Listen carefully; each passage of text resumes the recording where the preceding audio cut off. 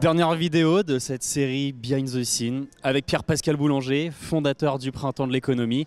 Le Printemps de l'économie qui a un slogan « Emparez-vous de l'économie ». Mission réussie à nouveau cette année?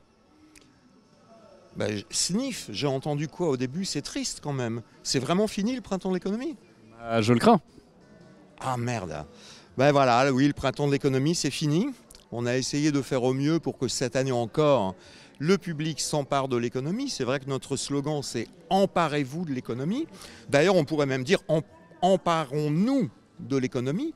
Puisque même nous, on a besoin de s'emparer de l'économie, même quand on a un niveau d'expertise un petit peu plus élevé, on a toujours quand même énormément à apprendre, puisque souvent on peut être, sans s'en rendre compte, finir par devenir prisonnier d'un certain carcan individuel. C'est pour ça qu'il faut du débat, donc tout le monde doit s'emparer de l'économie.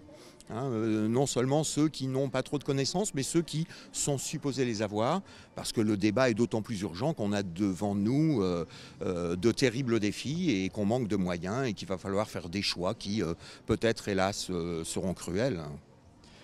4 jours de débat sur la scène où on se trouve, mais aussi derrière la scène, des conversations qui se sont prolongées. Qu'est-ce que tu retiens de ces 4 jours? Qu'est-ce que je retiens de ces 4 jours? Je retiens que tout le monde est d'accord sur la nécessité urgente de repenser l'action publique, de redéfinir peut-être les contours de l'État. Ça c'est sûr, mais par contre une difficulté encore à s'exprimer sur la hiérarchisation des priorités dans le cas où on ne pourrait pas tout faire, parce qu'on est encore dans un état de sidération de ce grand basculement du monde. Et d'ailleurs j'en profite pour dire que notre édition d'il y a 5 ans au moment du Covid, qui s'appelait Guerre et paix, n'a pas pris une ride.